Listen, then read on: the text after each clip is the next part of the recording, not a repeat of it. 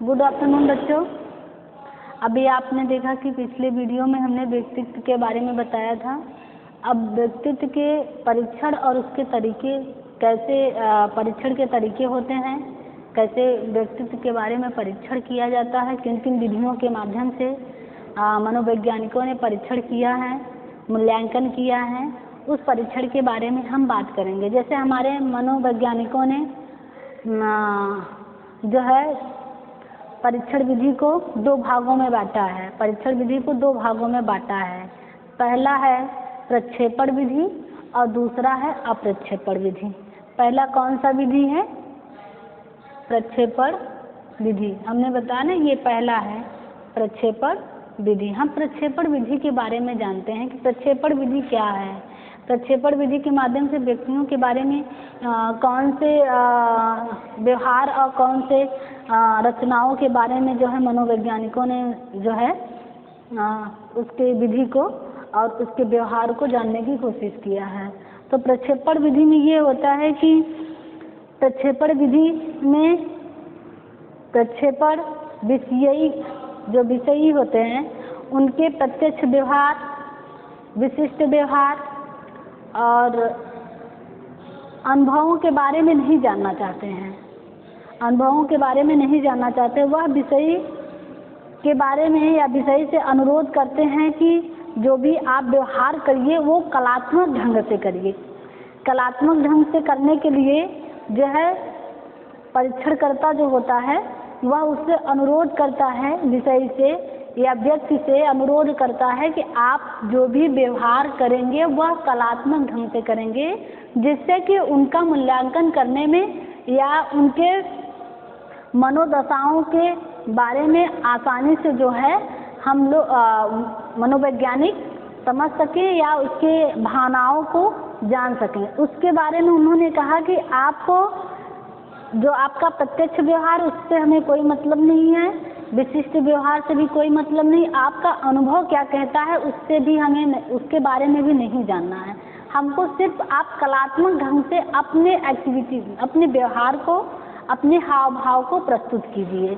तो उन्होंने उदाहरण के तौर पर ले लीजिए, जैसे कि कोई एक उस विषय को कोई एक चित्र दे दिया जाता है, उस चित्र के माध्यम से उस चित्र को के माध्यम से विषय क्या करता है कि उसको देखकर कहानी लिखने के लिए कहा जाता है। विषय को कोई चित्र दे दिया जाता है और इस चित्र को उसके आधार पर उसे कहानी लिखने को कहा जाता है। चित्र किसी भी प्रकार का हो सकता है, किसी भी दशा में हो सकता है, जैसे कि उसके मनोशारीरिक दशा से हो सकता है, आंतरिक दशा से हो सकता है। चित्र कार्डों ऐसे चित्र बने होते हैं जिनके माध्यम से व्यक्ति अपनी भावनाओं को, अपने व्यवहार को आसानी से प्रकट कर सके, अपनी इच्छाओं को, अपनी प्रेरणाओं को, अपने आंतरिक संवेगों को जो है वह आसानी से प्रकट कर सकता है। क्योंकि चित्र देखने के बाद लगता है कि मेरे अंदर की जो इच्छा है मैं उसे उस कहानी के माध्यम में व्यक्त करूं, उस चित्र को देखकर कहानी के माध्यम से हम अभिव्यक्त करूं, जिससे कि मनोवैज्ञानिक या परीक्षणकर्ता व्यक्ति के आंतरिक इच्छाओं के बारे में, उसकी प्रेरणा क्या है, वो कहना क्या चाहता है, उसके प्रेरणा क्या है या समाज को लेकर उसकी दूसरे के भावों को समझने की इच्छा क्या है, उसको जानना, उसके संवेग कैसा है, इन चीज़ों को मनोवैज्ञानिक जो है उस कहानी के माध्यम से जब व्यक्ति व्यक्त करता है तो आसानी से मनोवैज्ञानिक जो है उसे पहचान लेते हैं कि इसके अंदर की जो इच्छा है, प्रेरणा है, संवेग है, वो कैसा है। संवेग जैसे क्रोधी व्यक्ति हैं तो पता चल जाता है, कहानी के माध्यम से व्यक्त करता है, उसमें जो भी चीज़ें लिखा रहता है तो उसमें अपने संवेगों को व्यक्त करता है। या हंसमुख है या जो है बहुत ज़्यादा सामाजिक है, इस चीज़ को जो है चित्र के माध्यम से कहानी में वह अभिव्यक्त करता है।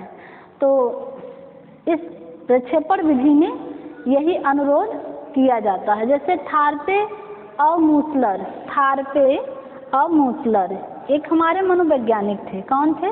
थारपे, थारपे एवं मूसलर, स्मूलर। थारपे और स्मूलर,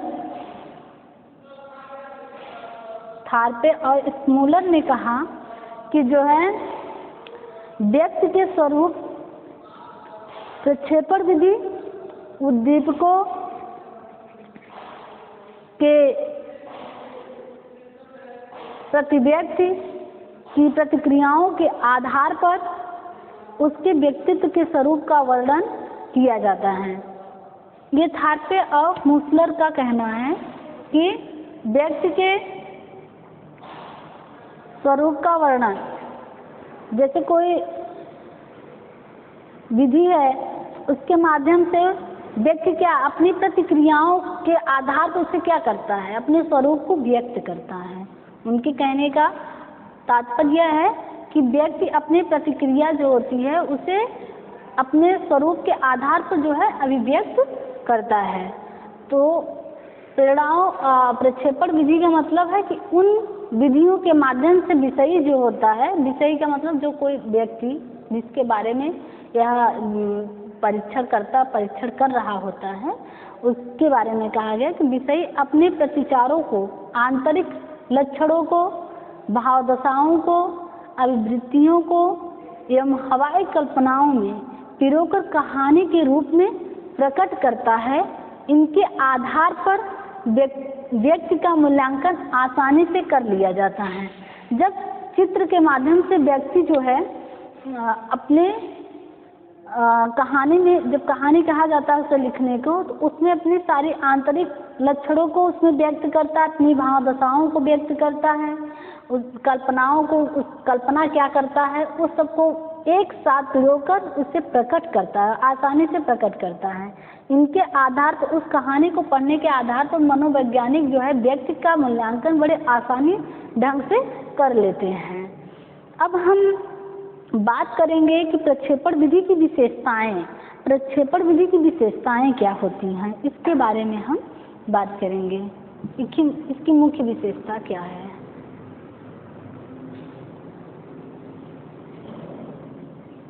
प्रक्षेपण विधि की विशेषताएं,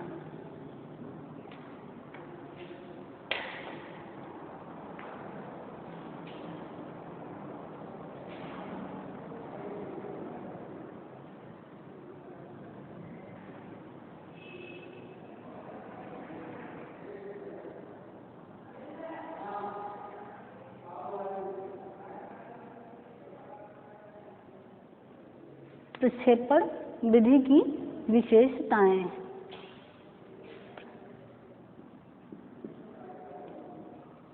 प्रक्षेपण विधि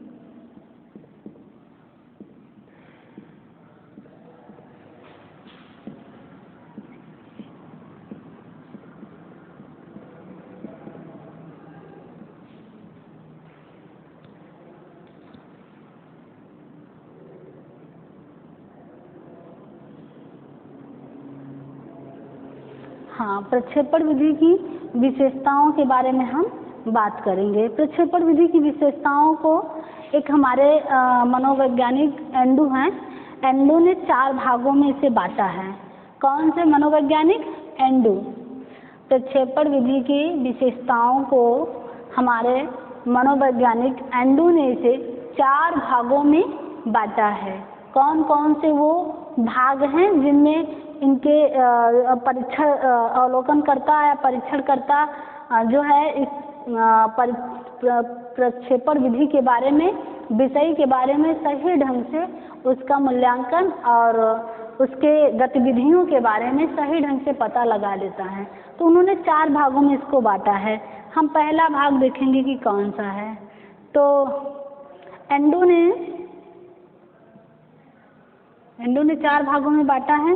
पहला भाग क्या है कि उद्दीपक सामग्री का सदैव अस्पष्ट रहना। पहला क्या है? उद्दीपक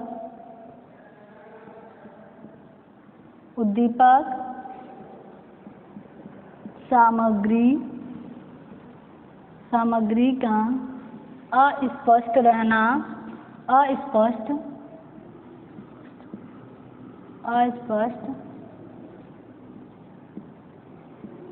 रहना, ये पहला भाग था कि उद्दीपक सामग्री का अस्पष्ट, मतलब कि जिस पर विषयी को जो है जिस विषय पर परीक्षण किया जाएगा उस जो वस्तु होगी, जो सामग्री होगी, उसका अस्पष्ट होना। जैसे हम कोई वस्तु देते हैं, उसे हम दिखाते नहीं हैं, बस उसके बारे में बताते हैं, तो वह अस्पष्ट रहता है। तो ये पहला तरीका है, तभी हम व्यक्ति के मनोदशा या उसके आंतरिक लक्षणों का पता लगा सकते हैं। तो ये इसके माध्यम से पहला भाग उसने बताया, पहले भाग का उद्दीपक सामग्री का अस्पष्ट रहना। और दूसरा है जिसमें मनोवैज्ञानिक यथार्थ को महत्व प्रदान करना, मनोवैज्ञानिक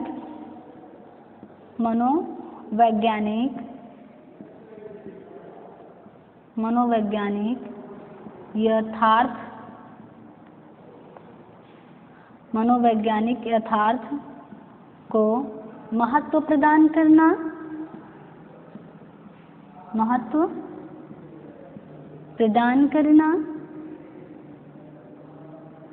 मनोवैज्ञानिक यथार्थ को महत्व प्रदान करना, वास्तविक यथार्थ को नहीं,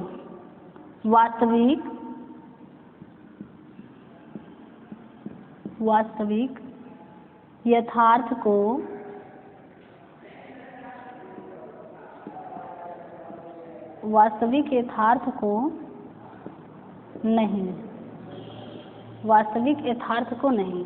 जैसे कहने का मतलब है कि जो मनोवैज्ञानिकों द्वारा विषय के बारे में परीक्षण किया जा रहा है जो है प्रक्षेपण विधि के माध्यम से, वो वैज्ञानिकों का जो यथार्थ है उसको हम ज़्यादा महत्व देंगे, लेकिन जो विषयी का यथार्थ है उसको हम कोई महत्व नहीं देंगे, उसकी वास्तविकता को महत्व नहीं देते हैं, बल्कि मनोवैज्ञानिकों द्वारा जो उसकी सत्यता है, जिस पर वह परीक्षण कर रहा होता है परीक्षणकर्ता विषय के बारे में, उसको हम मनोवैज्ञानिकों द्वारा उसका महत्व देंगे, लेकिन विषय के वास्तविक यथार्थ को हम महत्व नहीं देते हैं। ये दूसरा भाग एंडू ने बताया था। और तीसरे भाग में उन्होंने कहा कि अचेतन व्यवहार का सही मूल्यांकन करने में समर्थ, जैसे कि जो अचेतन व्यवहार होता है। तीसरा क्या है?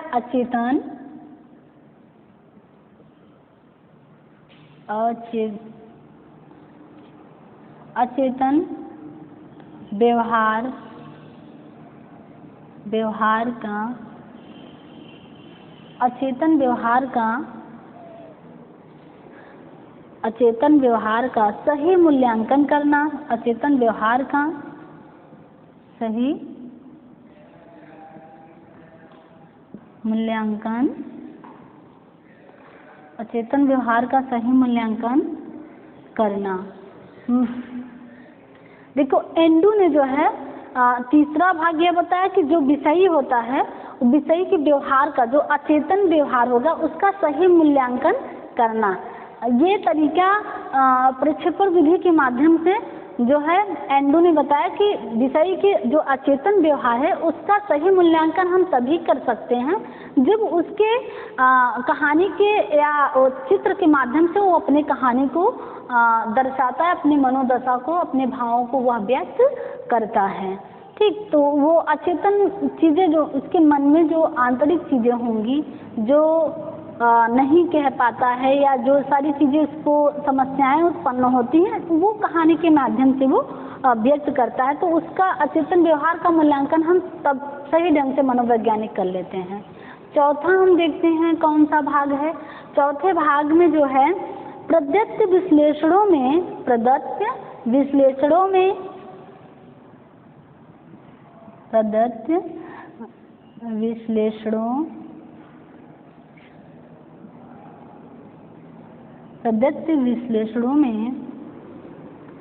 पूर्वाग्रहों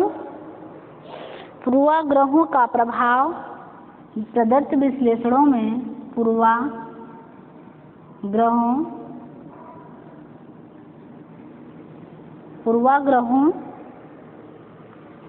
का प्रभाव परीक्षक द्वारा पूर्वाग्रहों का प्रभाव परीक्षण द्वारा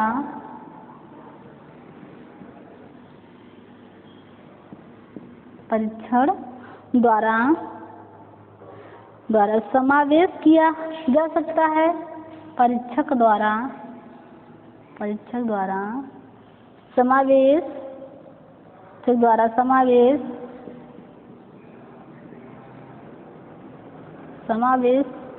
जा सकता है।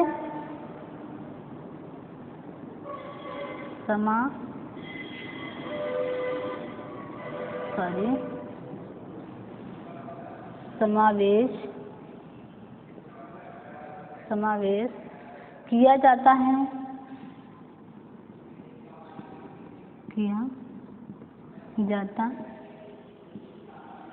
है। अब मैं बात जैसे एंडू ने चौथा चीज क्या बताया, एंडू ने कहा कि जो है चौथा भाग यह है कि जो परीक्षक द्वारा समावेश मतलब पूर्वाग्रह विश्लेषण, यानी कि विषयी के जो उसके प्रदत्त वो चीजें देखकर उस पर मनोवैज्ञानिक या परीक्षक या विश्लेषण करता है कि उसके पूर्वाग्रहों का प्रभाव क्या विषय के ऊपर है या नहीं है। ये 4 भागों में उन्होंने बांटा था, क्योंकि पूर्वाग्रहों का असर उस कहानी में देखने को मिल जाता। जब चित्र के माध्यम से विषय अपने भावनाओं, अपने जो है व्यवहार, अपनी इच्छाओं को व्यक्त करता है, तभी वह उस कहानी में अपने पूर्वाग्रहों का प्रभाव भी उस कहानी में देखने को मिलता है। तो परीक्षक इसका विश्लेषण सही ढंग से कर लेता है, उसका समावेश उस कहानी में मिल जाता है। तो एंडो ने इन्हें 4 भागों में बांटा था। पहला क्या था, उद्दीपक सामग्री का अस्पष्ट हो रहना, मनोवैज्ञानिक यथार्थ को महत्व प्रदान करना, वास्तविक यथार्थ को नहीं, और दूसरा है अचेतन व्यवहार का सही मूल्यांकन करना, और चौथा हमारा क्या है, प्रदत्त विश्लेषण में पूर्वाग्रहों का प्रभाव और परीक्षक द्वारा समावेश किया जाता है। तो विषय के बारे में जो भी उसके व्यवहार का विश्लेषण करता है परीक्षक, तो वो उसमें जो है कहानी में समावेश रहता है, कहानी में लिखा रहता है ये चीजें।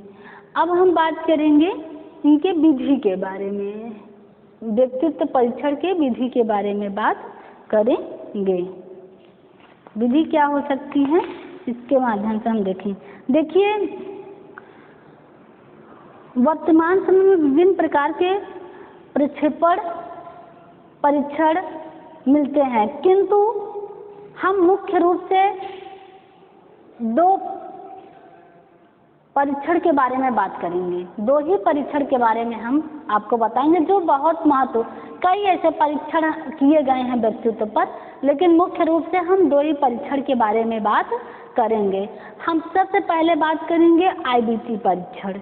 IBT परीक्षण क्या है, IBT परीक्षण के बारे में बात करेंगे कि IBT परीक्षण में व्यक्तित्व के स्वभाव, व्यवहार, इच्छाओं या उनके जितने भी एक्टिविटीज है उसके बारे में मूल्यांकन मनोवैज्ञानिक इसके माध्यम से करते हैं।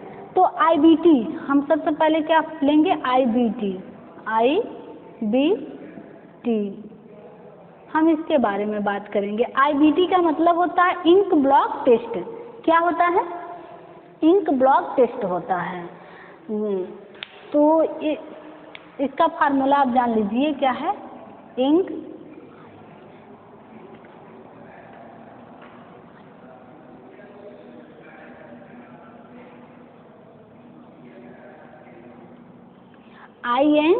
मतलब इंक ब्लॉक टेस्ट। तो इसमें जो है इस परीक्षण का नाम क्या है, रोसार्क परीक्षण। क्या नाम है, रोसार्क परीक्षण।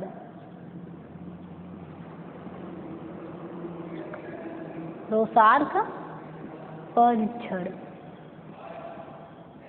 अभी मैं इसका पूरा नाम, इंक ब्लॉक टेस्ट, इसे स्याही धब्बा परीक्षण बोलते हैं। हिंदी में इसको क्या बोलते हैं, स्याही धब्बा परीक्षण। इंक ब्लॉक टेस्ट को हिंदी में स्याही धब्बा परीक्षण बोलते हैं। इस परीक्षण के माध्यम से हम देखेंगे कि ये कौन मनोवैज्ञानिक ने इसका नाम दिया था और किस मनोवैज्ञानिक ने इस पर प्रयोग किया था और कितने कार्डों पर इसका प्रयोग किया जाता है।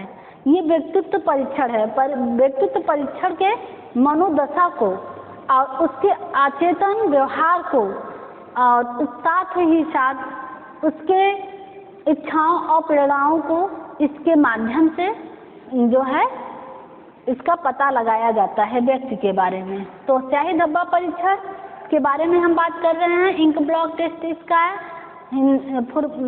फुल फॉर्म होता है इंक ब्लॉक टेस्ट।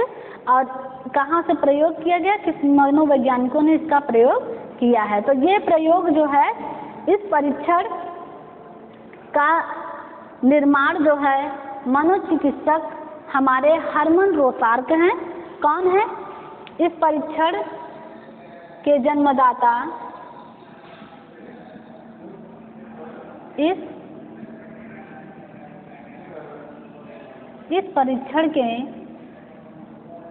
जन्मदाता हरमन रोसार्क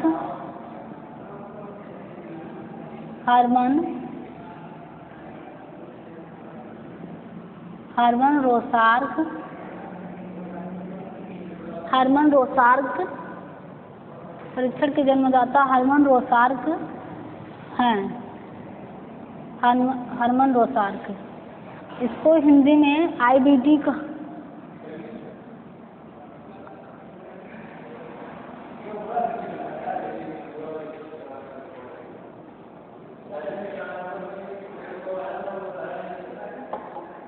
इसको हिंदी में क्या बोलते हैं?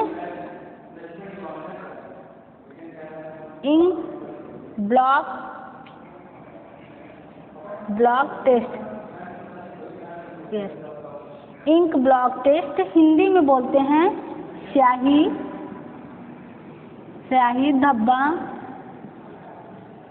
धब्बा परीक्षण।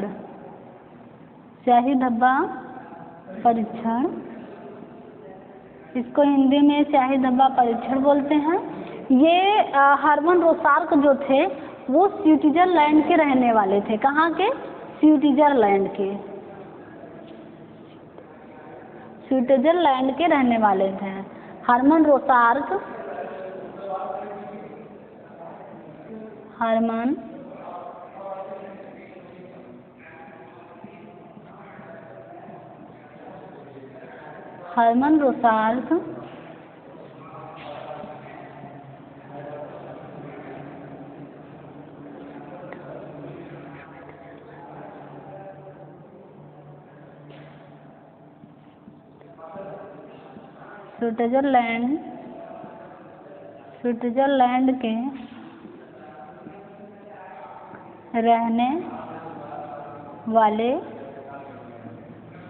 स्विट्जरलैंड के रहने वाले थे। हरमन रोसार्क। इंक ब्लॉक टेस्ट, स्याही धब्बा परीक्षण, ये इस परीक्षण के जन्मदाता हमारे हरमन रोसार्क हैं। हरमन रोसार्क जो है, इसका नाम जो है IBT मतलब इंक ब्लॉक टेस्ट दिया था। और इसमें ये देखेंगे कि इस परीक्षण में कैसे उन्होंने परीक्षण किया है। स्याही धब्बा परीक्षण के नाम से इसको क्या करते हैं? पुकारते हैं। स्याही धब्बा परीक्षण के नाम से इसको क्या करते हैं? पुकारते हैं। इसमें हम ये देखेंगे कि इस परीक्षण को कैसे हुआ, मनोवैज्ञानिकों ने परीक्षण किया था। तो हमारे हरमन रोसार्क ने क्या किया कि 10 कार्ड लिया। 10 कार्ड लिया। वह कार्ड कैसा था? उस पर उन्होंने 10 कार्डों पर स्याही धब्बा का प्रयोग किया। जैसे एक सादा 10 स्याही कार्ड ले लिए, बिल्कुल सादा होता था।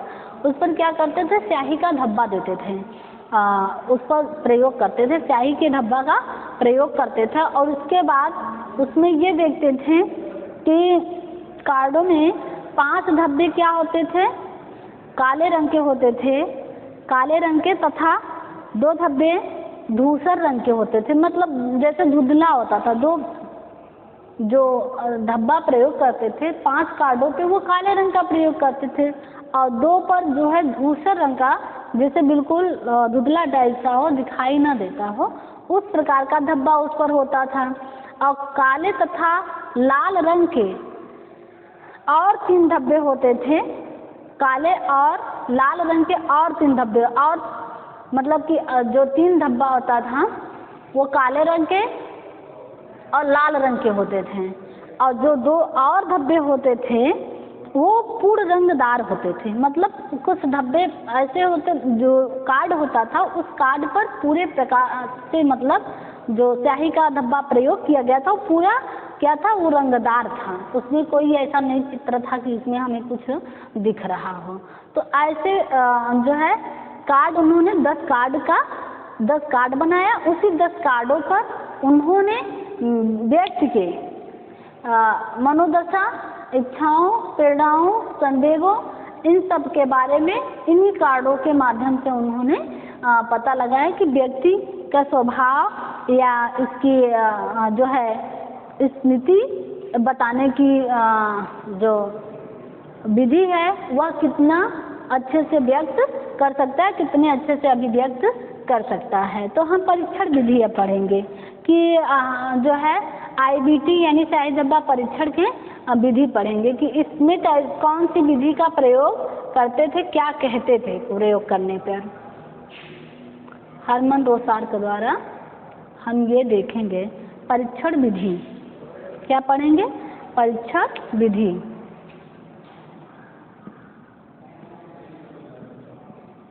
परीक्षण विधि।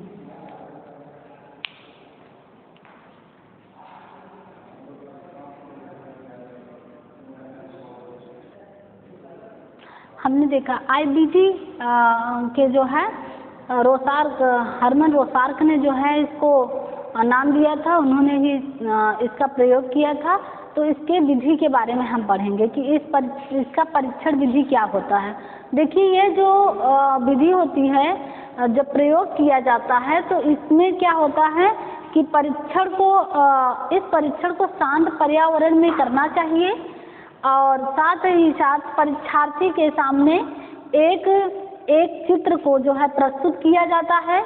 और प्रस्तुत करने के बाद परीक्षार्थी से यह पूछा जाता है, कार्ड को प्रस्तुत करने के बाद उससे यह पूछा जाता है कि यह किसकी स्मृति हो सकती है। जैसे कि 10 कार्ड हरमन रोसार्क लेते हैं और उसमें सभी परीक्षार्थियों को वो कार्डों को दिखाते हैं, तो उस कार्डों के माध्यम से यह पूछते हैं कि ये किसकी स्मृति हो सकती है, क्या जो है आप जान सकते हैं, इसके बारे में आप बता सकते हो किस किस की स्मृति आपको दिखलाई दे रही है। तो जब परीक्षार्थी अपने विषय जो है अपने माध्यम से इस कार्ड पर बने चित्रों को या धब्बा को, अपने विचारों को व्यक्त करता है, तो उसे पुनः देखकर वह उसके विचारों को मनोवैज्ञानिक यानी हरमन रोसार्क जो है उसको एकत्रित मतलब इकट्ठा कर लेते हैं, और उसके बाद वह जो है परीक्षण का कोई मतलब देखकर उस विचारों को क्या करते हैं, विस्तार पूर्वक एकत्रित कर लेते हैं। उसके साथ जो है जो भी अनुक्रियाएं ज्यों का त्यों जो क्रिया होती है बच्चे करते हैं, और जो चित्र या कार्ड के बने धब्बे को अपने विचारों के माध्यम से परीक्षार्थी व्यक्त करते हैं, तो क्या करते हैं, ज्यों की त्यों उन अनुक्रिया को क्या करते हैं, एकत्रित कर लेते हैं, इकट्ठा कर लेते हैं। और इस परीक्षण में कोई समय निश्चित नहीं होता है, परीक्षार्थी का कोई समय निश्चित नहीं किया जाता कि आप इतने समय में इस कार्डों के बने चित्र या धब्बे के बारे में आप अपनी स्मृति या जिसकी स्मृति है उसके बारे में आप बतलाएंगे। ऐसा कोई समय IBT परीक्षण यानी स्याही धब्बा परीक्षण में नहीं किया गया है। तो हरमन रोसार्क ने इस परीक्षण में उसके बाद जैसे ही ज्यों का त्यों परीक्षार्थी बताता है उसका मूल्यांकन एकत्रित कर लिया जाता है।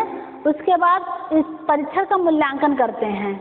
जैसे होता है ना कि परीक्षा हो जाने के बाद कॉपी जमा हो जाए, और कॉपी जमा होने के बाद तब उस कॉपी को चेक किया जाता है, उसका मूल्यांकन किया जाता है, तब रिजल्ट आउट होता है। तो उस परीक्षण ऐसे ही परीक्षण को करने के बाद क्या करते हैं, परीक्षार्थी से उनके विचार को प्रस्तुत विचारों को क्या करते हैं, इकट्ठा कर लेते हैं, और बाद में क्या करते हैं, उसका जो है मूल्यांकन करते हैं।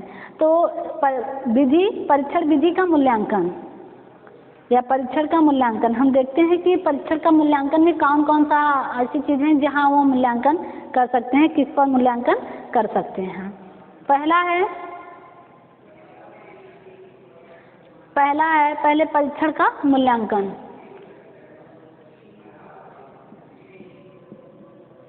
परीक्षण का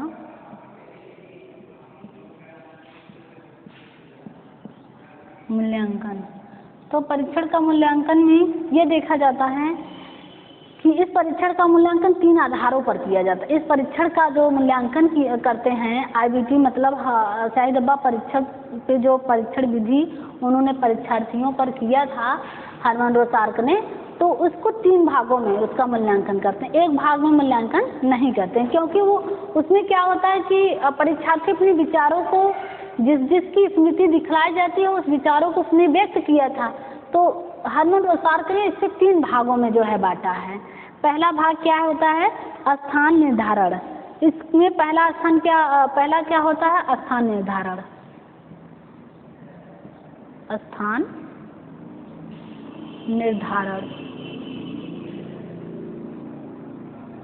ये है स्थान निर्धारण। पहला क्या है? स्थान निर्धारण में क्या होता है कि इससे तात्पर्य होता है कि धब्बे में दिखी हुई वस्तु के स्थान के निर्धारण से होता है। इसमें अनुक्रिया का निर्धारण और जो है निम्नलिखित आधार पर कार्डों से बने संपूर्ण धब्बों को अनुक्रिया के आधारित, जैसे कोई धब्बा बना है उसे सूचित करता है। W ले लीजिए, ऐसे W बना है तो बच्चे ने कहा कि नहीं इस धब्बे में जो है हमको W दिख रहा है, तो ऐसे चित्र सूचनाएं उसमें आधारित होती हैं। समान तौर पर जैसे D ले लीजिए, D और E बना होता है उस धब्बे में, उस कार्ड पर, तो इसका एक स्थान निर्धारण करता है कि नहीं ये W हो सकता है, ये इसके जो है स्मॉल D है, ये जो है बिग D है। तो अब दूसरा क्या है? निर्धारक।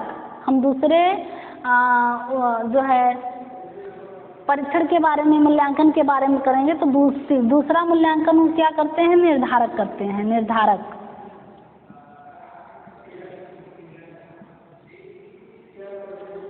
दूसरा क्या है? निर्धारक होता है। इसमें उद्दीपक विशेषता के प्रकारों पर बल दिया जाता है, उसके प्रकारों पर, उद्दीपक के विशेषताओं पर बल दिया जाता है। इसमें धब्बे का रूप, छाया, गति आदि का जो है सामान्य सूचनाओं, तो छाया, गति आदि का मूल्यांकन किया जाता है। इसमें स्पष्ट किया जाता है कि अनुक्रिया के आधार पर, इसमें स्पष्ट किया जाता है कि अनुक्रिया के आधार पर रूप, छाया, गति आदि में से क्या है। जैसे कि जो कार्ड होता है, निर्धारक क्या करता है कि उसमें उद्दीपक की विशेषता को बताता है, मतलब जो कार्ड पर चित्र बना होता है, जो धब्बा रहता है, उसकी विशेषता को जो है विषयी बतलाता है। तो उसमें क्या होता है कि उसकी छाया को बतलाता है, उसकी गति क्या होती है और उसका रूप क्या होता है, इसके बारे में वह उसके विशेषता को बतलाता है। और तीसरा हमारा क्या है? विषय वस्तु।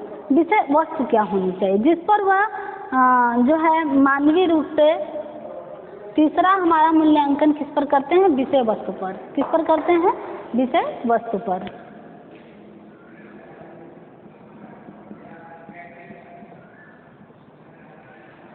विषय वस्तु, ये तीसरा मूल्यांकन है। इसमें क्या होता है कि इससे अभिप्राय यह है कि अनुक्रिया मनुष्य, पौधे, पशु आदि में से किसी पर निर्भर है। जैसे मानवीय है, जो धब्बा कार्ड पर बना होता है, उस कार्ड पर जैसे मानवीय भी हो सकता है, मनुष्य के चित्र हो सकते हैं, पौधे के चित्र हो सकते हैं, पशु के भी चित्र हो सकते हैं। तो उसको किससे दर्शाते हैं? जैसे मानवीय है तो उसे हम यश से क्या दर्शाएंगे? किससे दर्शाएंगे? मानवी को यच से दर्शाएंगे। मानवी बराबर यच, यानी मानव का कोई भाग है। हम क्या करेंगे? यच ऐसे लिखते हैं, मानवी, मानवी बराबर यच। जैसे मान लेते हैं क्या कि मनुष्य का कोई एक भाग है, मनुष्य का कोई एक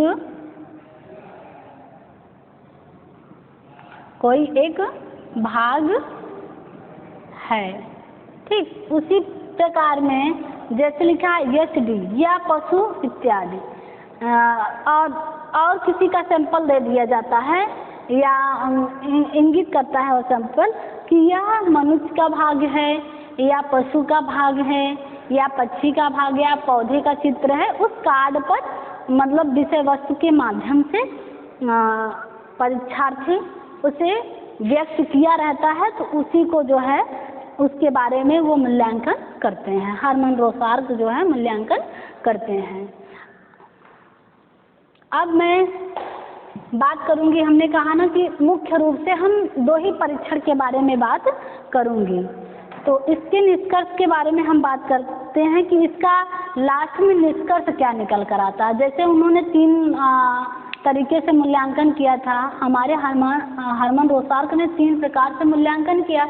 पहला किया जो है स्थान निर्धारण जो है, और दूसरा हमारा जो है निर्धारक हो गया, और तीसरा हमारा विषय वस्तु हो गया। तो इन विषयों तीनों पर उन्होंने मूल्यांकन किया, और मूल्यांकन करने के बाद उसका निष्कर्ष क्या निकल कर आया, हम निष्कर्ष के बारे में बात करेंगे।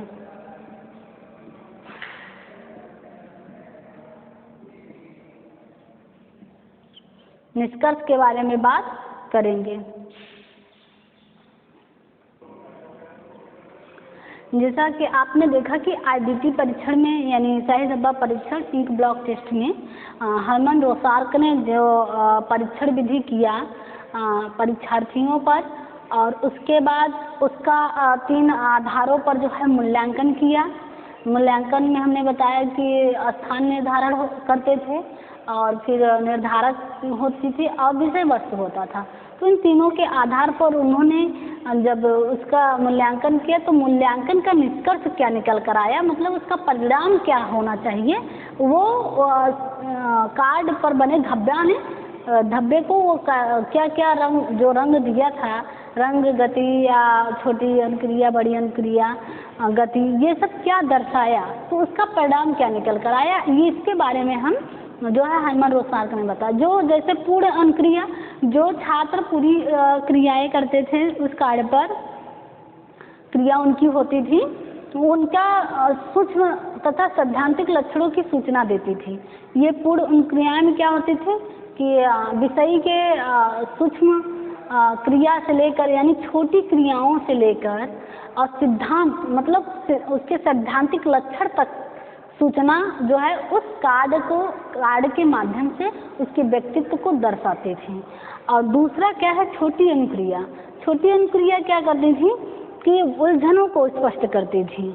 जैसे छोटी छोटी क्रियाएं करते थे तो कुछ बच्चे होते हैं कि कार्डों को देखकर उलझ जाते थे, परेशान हो जाते थे, तो उससे पता चलता था कि उनकी आंतरिक जो संवेग है, मूल प्रवृत्ति को स्पष्ट करती थी कि ये व्यक्ति किसी भी समस्या या किसी भी कार्य को लेकर बहुत ज़्यादा उलझन में हो जाता है, उस उलझनों को स्पष्ट करती थी। और गति अनुक्रिया क्या करती थी कि उनके अंतर्मुखी झुकाव को स्पष्ट करती थी। विषय की जो गति होती थी, उन क्या क्या वो मतलब देखना चाहता है, कैसा प्राणी है, इसकी व्यक्तित्व क्या है, व्यक्तित्व में जैसे असामाजिक होना, बहुत ज़्यादा लोगों से मेल मिलाप न करना, व्यवहार नहीं बनाना, अपने बातों को दूसरे के माध्यम से कहवाना, मतलब ये सारी चीज़ें गति अनुक्रिया के माध्यम से व्यक्तित्व के विषय के व्यक्तित्व के बारे में स्पष्ट होता था।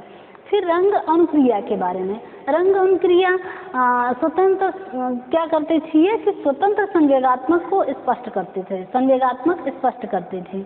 मतलब कि बच्चों में विषय में जितनी भी संवेगात्मक जैसे बताया कि मैं मूल प्रवृत्ति या संवेग जो है 14 होते हैं, तो उसको स्वतंत्र मतलब जिसकी संवेगात्मक विकास उचित ढंग से हो पाता है, उसको स्वतंत्र रूप से अपने संवेग को वह स्पष्ट करता था। जैसे कोई बच्चा बहुत क्रोधी है तो उस चीज़ को इस रंग के अनुसार या रंग अनुक्रिया के माध्यम से स्पष्ट हो जाता था।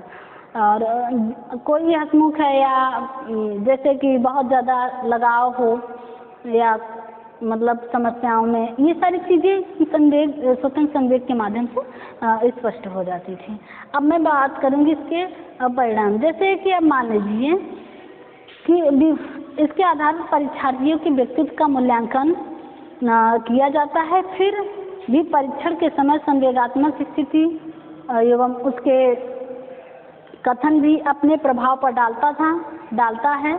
इसका प्रभाव दिन प्रतिदिन बढ़ता जाता है और यह एक प्रकार की विषय के एक्सरे प्रस्तुत करता है। मतलब आंतरिक चीज़ों को क्या करता है, ये IBT चाहे डब्बा परीक्षण जो है आंतरिक गुणों को जो है चाहे डब्बा परीक्षण अभिव्यक्त करता है। इसी चीज़ का इसी व्यक्तित्व का जो है विषय के व्यक्तित्व के बारे में यह परीक्षण करके हरमन रोसार्क ने उसके आंतरिक गुणों को और उसके मनोदशा को, इच्छाओं को, प्रेरणाओं को, संवेगाओं को जानने की कोशिश किया है। अब दूसरी हम देख लेते हैं कौन सी है। जैसे कि हमने कहा कि मुख्य तौर पर हम देने को तो बहुत है, जैसे SAT है और जो है SAT है और इसके बाद एक परीक्षण है और जिसे हम TAT के माध्यम, अब हम TAT के माध्यम से पढ़ेंगे कि TAT कौन सा है। ये भी व्यक्तित्व परीक्षण ही है, इनके तरीके भी अलग हैं, थोड़ा सा इनका तरीका अलग है प्रयोग करने का। इसे थीमेटिक अपर सेक्शन टेस्ट बोलते हैं, TAT।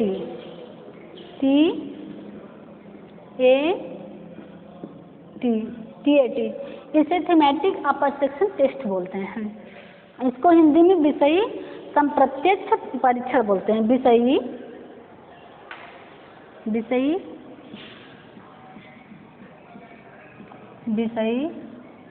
संप्रत्यक्ष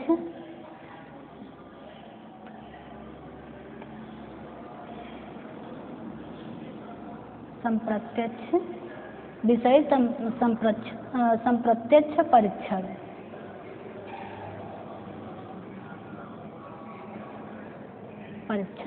संप्रत्यक्ष परीक्षण। तो हम इसके माध्यम से यह जानेंगे कि यह परीक्षण किस मनोवैज्ञानिक मतलब इसके जन्मदाता कौन है TAT के, और किस सन में उन्होंने इस परीक्षण को दिया था और किस पर प्रयोग किया था, प्रयोग करने की विधि क्या है, इसके बारे में हम बात करेंगे। तो TAT को इंग्लिश में कहते हैं थीमेटिक अपर सेक्शन टेस्ट बोलते हैं। THE लिखा जाता है।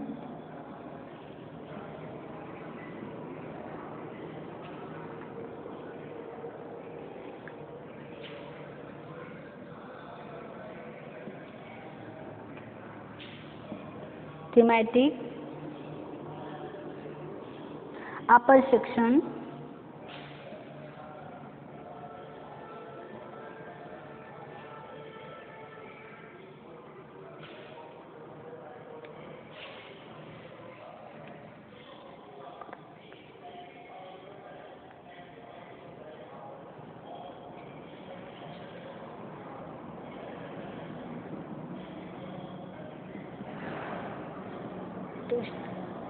थीमेटिक अपर सेक्शन टेस्ट, इसको हिंदी में क्या बोलते हैं, विषय संप्रत्यक्ष परीक्षण TAT। ये भी एक क्या है, व्यक्तित्व परीक्षण है। हम इसके बारे में, इस परीक्षण को संक्षेप में TAT बोलते हैं, इस परीक्षण को संक्षेप में क्या बोलते हैं, TAT बोलते हैं।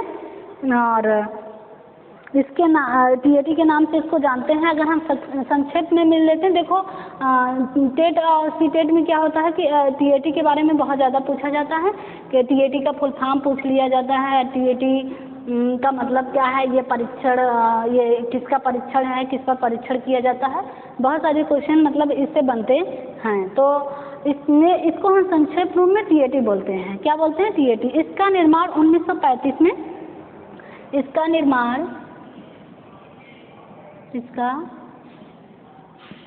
निर्माण 1935 में, इसका निर्माण सन 1935 में मरे एंड मॉर्गन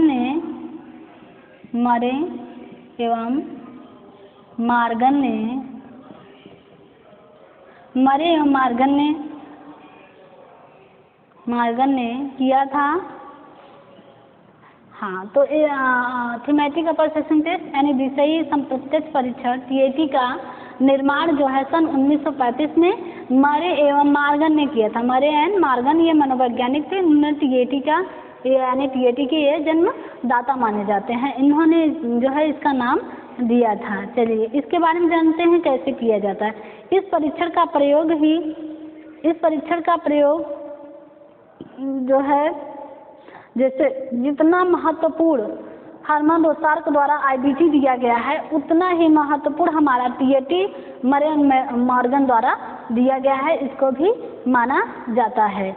इसमें क्या होता है कि विभिन्न चित्र होते हैं, इनमें भी विभिन्न मतलब कुल 10 चित्रों का मतलब इसमें 30 कार्डों का प्रयोग किया जाता है। 30 नहीं 31 ले लेते हैं हम, 30 मानते हैं, लिए थे, एक कार्ड खाली था।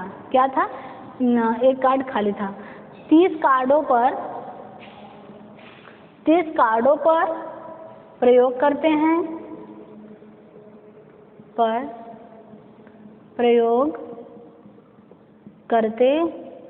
30 कार्ड का प्रयोग करते हैं। 30 और 31 भी होता है। एक कार्ड हमेशा खाली रखा जाता है इस प्रयोग में, उसमें कुछ भी कोई भी चित्र नहीं बना होता है और 30 कार्डों पर जो है चित्र बना होता है। चित्र कोई किसी का भी हो सकता है, किसी भी दशा में हो सकता है, ये चीज़ें हो सकती हैं।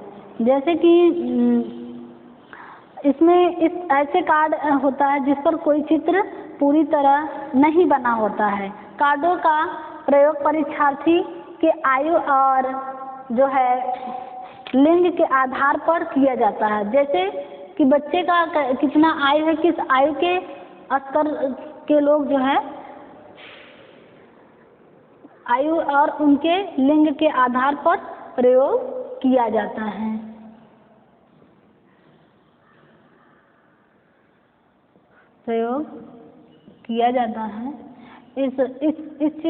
इस चीज का प्रयोग TAT का प्रयोग आयु और लिंग के आधार पर किया जाता है। और जैसे कि पूरे परीक्षण में 20 चित्रों का प्रयोग किया जाता है। 30 कार्डों पर बने चित्र का नहीं बल्कि 20 कार्डों का प्रयोग किया जाता है। इस परीक्षण में 20 ही कार्डों का प्रयोग किया जाता है। 30 का हमने बताया ना, 30 कार्ड होता है, 31 कार्ड होता है, एक कार्ड को खाली रखते हैं और 30 कार्ड पर चित्र बना होता है। लेकिन परीक्षण के समय वो सिर्फ 20 ही कार्ड का प्रयोग करते हैं और जिस पर प्रयोगकर्ता जो होता है, प्रयोग करने वाले पर सिर्फ आयु और लिंग के आधार पर परीक्षण किया जाता है। तो सही रूप में देखा जाता है कि इसके 2 भागों में बांटकर प्रत्येक कार्ड के पीछे संकेत दिया होता है। प्रत्येक कार्ड के पीछे क्या होता है? एक संकेत रहता है। जैसे कोई चित्र बना है आधा अधूरा तो उस पर वो संकेत दिया रहता है कि ये संकेत क्या कह रहा है। जैसे हम कोई आधा चित्र बना देते हैं, किसी का भी ले लेते हैं चित्र, तो उसमें आधा चित्र बना होता है तो चित्र दर्शाता है कि ये क्या हो सकता है, कि किसका चित्र हो सकता है। वो चीज़ें उस जो लिंक दिया जाता है, वो संकेत दिया जाता है, वो दर्शाता है कि ये इसी का चित्र है। तो परीक्षण विधि में हम देख लेते हैं कि कैसा चित्र जैसे बना है। एक इंग्लिश में लिख दिया गया है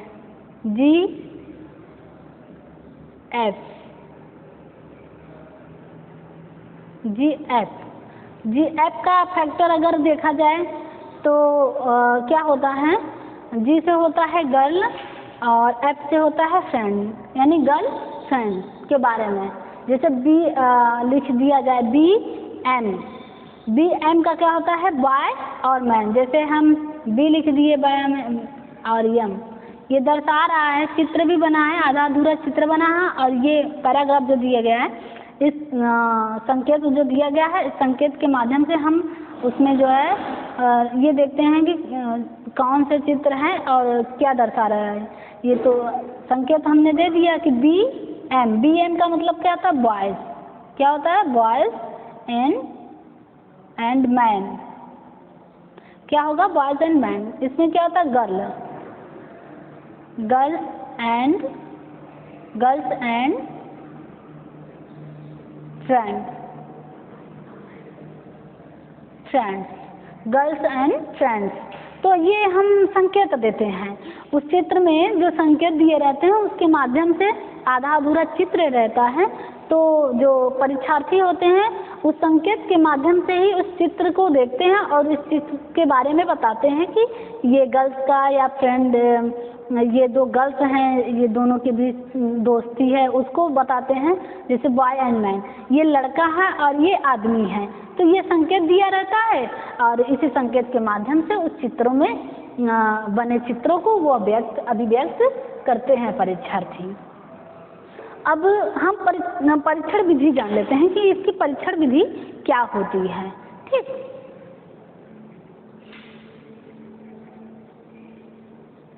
परीक्षण विधि TAT। परीक्षण विधि देखते हैं कि परीक्षण में क्या करते हैं। परीक्षण विधि,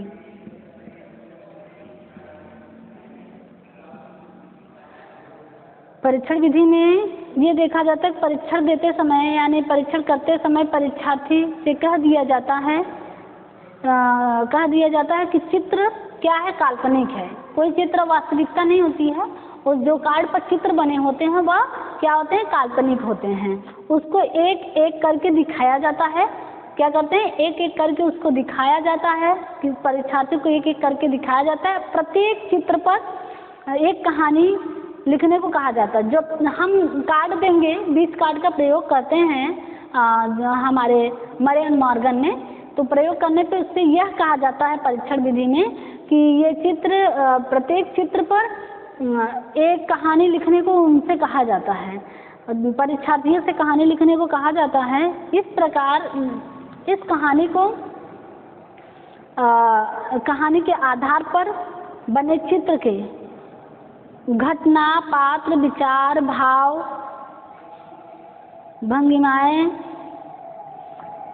और परिणाम आदि को कहकर मतलब रखकर रचनाएं करनी होती थी।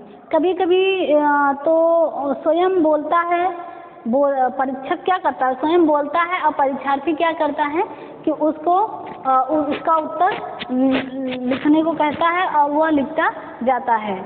कभी परीक्षार्थी स्वयं उसको देखकर लिखता है। जैसे इस परीक्षण में क्या हो जाता है कि जब कोई परीक्षार्थी को चित्र मतलब परीक्षार्थी से कह दिया जाता है कि इसमें जो पात्र हैं, घटना है, विचार है, भाव है या भंगिमाएं हैं और इसके आदि परिणाम को देखकर रखकर तब कहानी की रचना करनी होगी आपको। जैसे कोई चित्र है कार्ड पर, हमने बताया कि GF दे दिया गया, दोस्ती है, फ्रेंड है, दोनों लड़कियों के बीच की दोस्ती के बारे में। अब उसके पात्र क्या है, उसका भाव क्या है, वो स्वयं मतलब घटना वहाँ क्या हो रही है और इसके परिणाम आदि को रख कर तभी इस कहानी की रचना करना होगा। तो कभी कभी ये हो जाता था कि पूरी परीक्षण 2 भागों में बांटकर मतलब ये करते थे कि स्वयं परीक्षक क्या करते थे, उसको दिखाया जाता था और चित्र को दिखाया जाता था और परीक्षार्थी क्या करता था, स्वयं उसको लिखता जाता था। समय का कोई इसमें पाबंदी नहीं थी कि कोई बंधन है। हम परीक्षार्थी को जब हम उसके व्यक्तित्व का परीक्षण कर रहे होते हैं या करते थे तो उसमें कोई समय नहीं दिया जाता था कि इसमें कोई समय होगा, इस समय पर आपको इतने समय पर इस कहानी का जो है रचना करना होगा, कोई समय इस पर निर्धारित नहीं होता था। दूसरी चीज़, परीक्षण का मूल्यांकन कैसे होता था। परीक्षण का जैसे हमने कहा ना कि IBT में उन्होंने 3 आधार पर बांटकर जो है उसका मूल्यांकन किया था, तो अब इसका हम मूल्यांकन देख लेंगे। परीक्षण का मूल्यांकन, परीक्षण का मूल्यांकन। तो परीक्षण का मूल्यांकन क्या होता था ये भी जान लेते हैं। जब विद्यार्थी अपने सभी चित्रों पर कहानी लिख देता था और उसका विश्लेषण किया जाता था, उसमें अभिप्रेरणात्मक संरचना होती थी। मतलब कि जो विषयी होता था उस चित्र को देखकर कहानी जो लिखा करता था तो उसकी अभिप्रेरणात्मक रचना की जानकारी की आवश्यकता होती थी और कहानी में प्रयुक्त समस्त विषयों का विश्लेषण किया जाता था। ये विषय परीक्षार्थी के आंतरिक कल्पनाओं के प्रक्षेपण के रूप में प्रकट होते थे। इन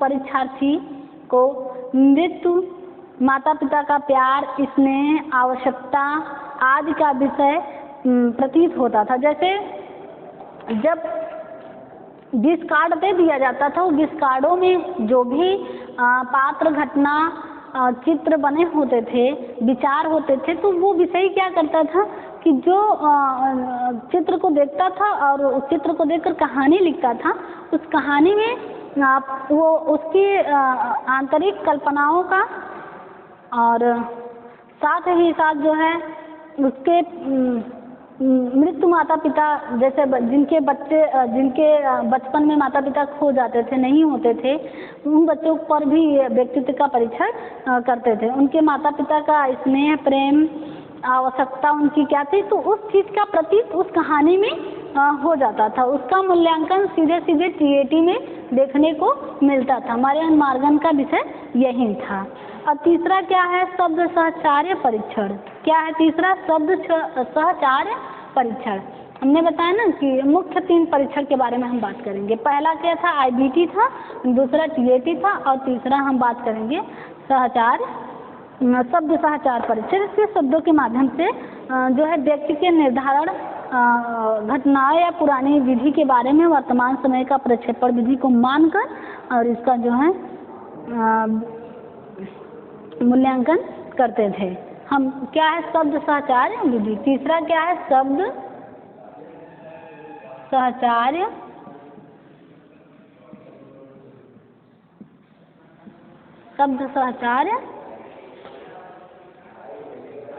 परीक्षण। शब्द सहचार परीक्षण के बारे में हम बात करेंगे। यह विधि व्यक्तित्व निर्धारण की पुरानी विधि है। यह व्यक्तित्व के किसी भी विषय के बारे में, विषय के व्यक्तित्व के बारे में पता लगाने की यह पुरानी विधि है। यह शब्द के माध्यम से परीक्षण किया जाता है। इसमें वर्तमान समय में इसको प्रक्षेपण प्रविधि माना जाता है। वर्तमान समय में इसको क्या माना जाता है? प्रक्षेपण जो है प्रक्षेपण प्रविधि माना जाता है। इसमें उद्दीपक एवं अनुक्रिया के संबंध का मूल्यांकन किया जाता है। यानी वस्तु और विषयी, मतलब जो व्यक्ति होगा उसके बीच के संबंध के बारे में मूल्यांकन किया जाता है और फिर पता लगाया जाता है कि ये मतलब क्या इसका मतलब होता है। परीक्षण विधि यह होता था कि विषय को, परीक्षण विधि भी हम जान लेते हैं। इसका जो है परीक्षण विधि क्या होती थी? परीक्षण विधि में क्या होता था कि विषय को सामने बैठाकर एक शब्द दे दिया, मतलब शब्द को बोला जाता था और विषय क्या करता था? शब्दों को सुनकर एक शब्द सुनकर फौरन शब्द को वो बोलता था और उस पर जो है उस उत्तर को नोट कर लिया जाता था। उस उत्तर को क्या किया जाता था? नोट कर लिया जाता था।